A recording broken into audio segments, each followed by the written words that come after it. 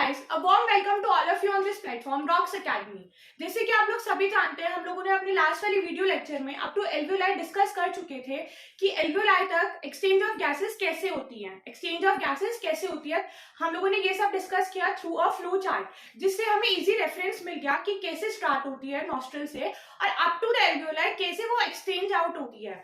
हम लोगों ने एक फ्लो चार्ट के थ्रू ये सब डिस्कस कर चुके थे, जिस वीडियो का मैं आपको लिंक डिस्क्रिप्शन बॉक्स में प्रोवाइड कर दूंगी, जो आप जाके देख सकते हैं इजीली। बट आज हम लोगों का मेन फोकस रहेगा आगे की प्रोसेस पे। एल्वियोलाई तक तो हमने देख लिया, आगे कौन लेके जाता है, हीमोग्लोबिन जो हम लोगों का है वो आगे ऑक्सीजन को कैसे ट्रैवल कराता है, सेल तक कैसे गैसेस पहुंचती है। अभी तक तो हम लोगों का सिर्फ एक्सचेंज आउट हुआ ब्लड और एल्वियोलाई के बीच में, O2 अंदर आ गई और CO2 बाहर चली गई। That is the exchange out of the gas through alveoli, through alveolar membrane. ये जो प्रोसेस था, इस प्रोसेस में लेयर्स काम आती है एल्वियोलाई की, ब्लड वेसल्स की। आप लोग जैसे जैसे आगे अपनी फर्दर क्लासेस में, लाइक इन 11th क्लास आप लोग प्रोसेस फर्दर पढ़ेंगे इस प्रोसेस के बारे में, तो आप लोगों को इस तीनों मेम्ब्रेन भी पता लग जाएंगे कि कौन कौन सी मेम्ब्रेन होती है between alveoli and the blood capillary, जिसके थ्रू एक्सचेंज आउट होता है O2 विद CO2। बट आज का हम लोगों का मेन फोकस रहेगा कि आगे का प्रोसेस कैसे होता है, सेल तक ऑक्सीजन कैसे पहुंचती है। तो यही सब हम लोग आज एनसीईआरटी का लाइन टू लाइन रीड करने वाले हैं। जैसे कि हम लोग अपने लास्ट वीडियो लेक्चर्स में रीड करते हैं, ऐसे हम लोग एनसीईआरटी की ईच एंड एवरी लाइन पढ़ेंगे। आफ्टर दैट उसे डिस्कस करेंगे that what is that line, कि लाइन वो हम लोगों को बताना क्या चाहती है। सबको बताया, मैंने हमेशा अपनी वीडियोस में ये बोला है, हर लाइन एनसीईआरटी के अपने आप में कुछ बोलती है कि मेरा मतलब ये है, मेरा डिस्क्रिप्शन ये है, सब कुछ अपने आप को खुद ही बता देती है थ्रू दैट लाइन। तो आज हम लोगों को वही लाइन पे मेन फोकस करना है। और अगर हम लोग अपनी टेक्स्ट बुक में से हर एक लाइन इजीली और पैसिव वे में समझ ले तो बहुत वेल एंड गुड है और हम लोगों को इजीली वो चीज समझ आ जाएगी। So let's start guys. Within the lung, the passage divided into smaller and smaller tubes, which finally terminate into balloon-shaped like structure called alveoli. यहाँ पर भी बात करी गई है, नॉस्ट्रिल से आगे ट्राकिया बना, ट्राकिया से साउंड बॉक्स आ गया हम लोगों का, आगे हम लोगों का ब्रोंकाई में डिस्ट्रीब्यूट हो गया, देन ब्रोंक्यूल्स, और फर्दर वो balloon shaped like structure which is a alveoli, balloon shaped like structure which is an alveoli। क्या है ये? एक बलून शेप लाइक स्ट्रक्चर है। ये चीज मैंने आपको डिस्कस कर ली थी लास्ट क्लास में, बट फिर भी मैं आप लोगों को बता देती हूँ कि ये बड़ा क्यों है। ब्रोंक्यूल्स तो हो गए ट्यूब लाइक स्ट्रक्चर, बट यहाँ पर मेन एक्सचेंज आउट होना है, मेन एक्सचेंज होना है। एक्सचेंज होने के लिए आपको सरफेस एरिया बड़ा चाहिए होता है। दैट इज व्हाई इसका एल्वियोलाई का बलून शेप स्ट्रक्चर कर दिया as compare to the bronchi, bronchioles, क्योंकि वहां पर एक्सचेंज आउट नहीं होना, वहां सिंपली पास आउट होना है गैसेस का। बट ऑन दैट पाथ क्या होना है? मेन एक्सचेंज आउट होना है गैसेस का, O2 का CO2 के साथ। दैट इज व्हाई यहाँ का सरफेस एरिया बढ़ा दिया गया। As similar as in the digestion, where villi in the small intestine is present, where villi in the intestine is present for to increase the surface area of that part so that easy absorption take place। तो same यहाँ पर भी क्या हुआ आपका alveoli, सो आपका same यहाँ पर भी क्या हुआ, एल्वियोलाई का स्ट्रक्चर बढ़ा दिया गया as compare to the bronchi and bronchioles।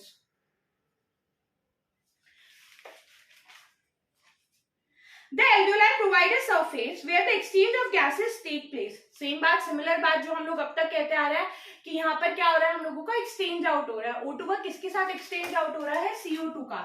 CO2 और ऑक्सीजन का एक्सचेंज आउट हो रहा है कहाँ पर? एल्वियोलाई के अंदर। ऑक्सीजन की कंसेंट्रेशन एल्वियोलाई में ज्यादा है as compare to that blood capillary. तो ऑक्सीजन जाने वाला है हम लोगों का अंदर और CO2 जाने वाला है बाहर, क्योंकि CO2 की कंसेंट्रेशन ब्लड कैपिलरीज में ज्यादा है as compare to the alveolar. तो क्या मतलब है, यहाँ पर डिफ्यूजन से बात हो रहा है। बट आपको दिख रहा होगा मैंने यहाँ पर रिवर्सिबल साइन लगाया, तो little bit amount of CO2 और O2 का हम लोग एग्जैक्ट नहीं करेंगे कि सारा का सारा CO2 बाहर चला गया और सारा का सारा O2 अंदर आ गया। दैट इज नॉट, बट हम लोगों का मेन अमाउंट O2 का अंदर जाता है इन द ब्लड कैपिलरी और CO2 का वापस एल्वियोलाई में आता है। The alveoli provide a surface where the exchange of gases can take place. The wall of alveoli contain an extensive network of blood vessels। Obvious बात है कि हम लोगों को एक्सचेंज कराना है, वहां पर तो maximum amount of blood capillaries present होंगी ही होंगी। As we see in the earlier year, when we breathe in, we lift our ribs। Ribs को हम लोग ऊपर करते हैं, लाइक मैंने सांस ली, मैंने इनहेल किया, मेरी रिब्स ऊपर उठी हैं। आप लोग फील भी कर सकते हैं अपने चेस्ट पे हाथ रख के कि आपकी रिब्स जो हैं वो ऊपर की तरफ लिफ्ट अप हुई। एंड फ्लैटन आर डायफ्राम, और डायफ्राम क्या है हम लोगों का, जो थोरेसिक कैविटी को एब्डोमिनल कैविटी से सेपरेट करती है। What is a diaphragm? Diaphragm is that line which separates thoracic cavity to the abdominal cavity. That separates thoracic cavity thoracic cavity to the abdominal cavity.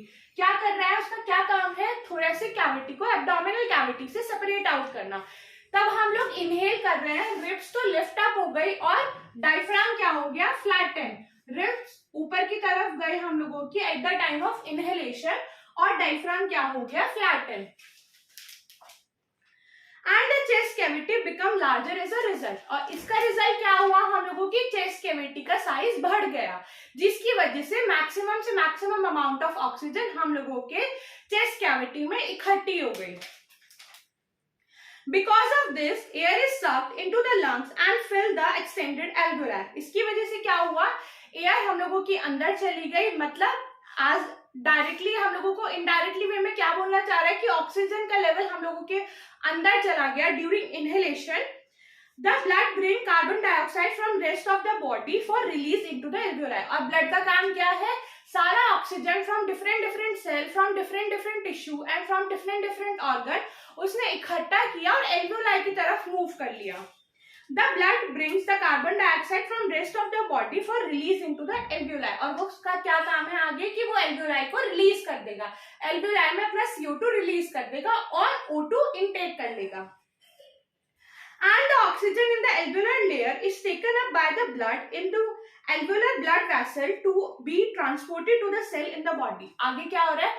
वो movement हो गया oxygen का blood के through with the help of haemoglobin कि वो cell तक पहुंच गया।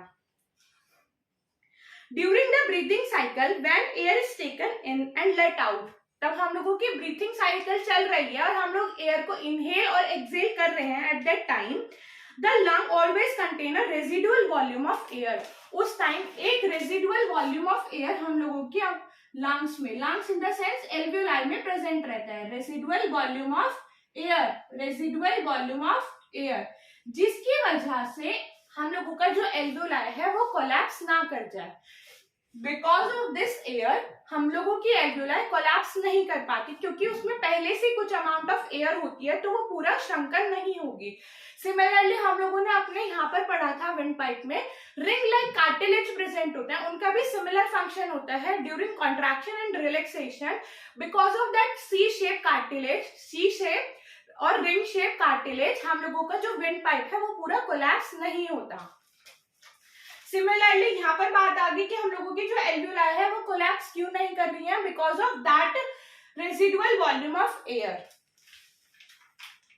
so that there is sufficient time for oxygen to be absorbed and for the carbon dioxide to be released. और इसका मेन फंक्शन क्या बताया गया है? इसकी वजह से जो O2 है और CO2 का प्रॉपर टाइम मिल जाए for exchanging out. When the body size of the animal is large, the diffusion pressure along cannot take care of oxygen delivery to all the part of the body. Obviously जितना बड़ा body size हो जाएगा उतना ही हम लोगों को difficult हो जाएगा थ्रू डिफ्यूजन बॉडी के अंदर ऑक्सीजन ट्रैवल कराने में। Instead, respiratory pigment take up oxygen from the air in the lung and carry it to the tissue which are deficient in oxygen before releasing it. तो यहाँ पर एक respiratory pigment आ जाता है। What is respiratory pigment? एक pigment जो carry कर रहा है ऑक्सीजन को from one place to the another place, from one place, from where? From alveoli to the cell, और that respiratory pigment is hemoglobin. हम शॉर्ट में से HB मेंशन कर देते हैं। HB is what? Hemoglobin, which is a respiratory pigment, which is a respiratory pigment. क्या है ये? एक रेस्पिरेटरी पिगमेंट है जो कैरी कर रहा है ऑक्सीजन को from one place to the another place. क्या करने का काम कर रहा है ये? ऑक्सीजन को कैरी कर रहा है एल्वियोलाई से और रिलीज आउट कर रहा है to the cell. The respiratory pigment is haemoglobin. अभी मैंने आप लोगों को बताया what is it? Haemoglobin. which has a very high efficient for oxygen, जिसकी बहुत ज्यादा एफिनिटी होती है ऑक्सीजन से बाइंड करने की as compare to the CO2। अगर हम लोग CO2 और O2 में कंपेयर करें तो हीमोग्लोबिन पहले ऑक्सीजन के साथ एफिनिटी रखता है बाइंड अप होने की as compare to the CO2। Oxygen के साथ इसकी ज्यादा फ्रेंडशिप होगी as compare to the CO2। अगर ये ऑक्सीजन के साथ दो बॉन्ड बना रहे, फॉर एग्जाम्पल, ऐसा कुछ नहीं होता, बट फॉर एग्जाम्पल अगर ये ऑक्सीजन के साथ दो बॉन्ड बना रहा है तो ये CO2 के साथ एक बॉन्ड बनाएगा। मतलब मेरी किसी फ्रेंड के साथ ज्यादा फ्रेंडशिप है तो मैं उसके साथ बैठना ज्यादा पसंद करूंगी, जिसके साथ मेरी कम फ्रेंडशिप है या सो कॉल्ड फ्रेंड है मेरी, तो उसके साथ मैं अपना बॉन्ड कम रखना चाहूंगी। सिमिलरली विद हीमोग्लोबिन, ऑक्सीजन के साथ उसकी ज्यादा फ्रेंडशिप है as compare to the CO2, इसलिए एफिनिटी किसकी है ज्यादा बाइंड होने की, ऑक्सीजन की as compare to the CO2। This pigment is present in the red blood corpuscles. Red blood corpuscles is what? RBCs. It is the full form of RBCs, red blood corpuscles. What is the full form of RBCs? Red blood corpuscles. Red क्यों कहा? क्योंकि इसका दिखने में colour red होता है।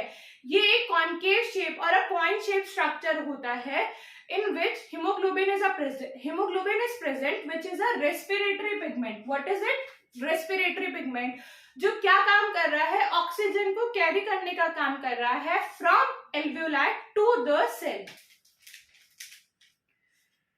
Carbon dioxide is more soluble in water than oxygen. Carbon dioxide क्या है? वाटर में ज्यादा सोल्यूबल है as compare to the oxygen, but haemoglobin के साथ ज्यादा एफिनिटी कौन रखता है बाइंड अप होने की? ऑक्सीजन, ना कि CO2। and hence is mostly transported in a dissolved form in our blood। तो CO2 का ट्रांसपोर्ट कहां से हुआ? वाटर के through in our blood, but oxygen का ट्रांसपोर्ट मेनली बात कर रहे हैं CO2 का होगा हीमोग्लोबिन के साथ भी, बट मेनली CO2 ट्रांसफर हो रही है ब्लड में सॉल्यूबल होके, वाइल द O2 एफिनिटी करके मतलब बॉन्ड बना के हीमोग्लोबिन के साथ क्या हो रहा है? ट्रांसफर हो रहा है from one place to the another place. आगे का टॉपिक हम लोगों का ट्रांसपोर्टेशन आ जाता है। ट्रांसपोर्टेशन में क्या आ जाता है हम लोगों का? What is transportation, define transportation, और आगे हम लोगों का प्लांट में आ जाएगा कि हम लोगों ने अपना 9th क्लास में हम लोगों ने जाइलम फ्लोएम पढ़ा है कि जाइलम के थ्रू वाटर का ट्रांसपोर्ट हो रहा है इन द प्लांट और फ्लोएम के थ्रू फूड का ट्रांसपोर्ट हो रहा है इन द प्लांट। आप लोग ये मेरा एक काम करेंगे कि आप लोग 9th की बुक उठाएंगे और थोड़ा सा reference xylem, phloem, parenchyma, sclerenchyma, collenchyma, इतना सब नहीं आएगा, बट फॉर अ रिवीजन हम लोग उसको रीड करेंगे। आफ्टर दैट हम लोग ट्रांसपोर्टेशन पढ़ेंगे next topic. So bye bye guys, thank you. If you like the video please subscribe it, like it and share it. Thank you so much, bye bye, have a good day.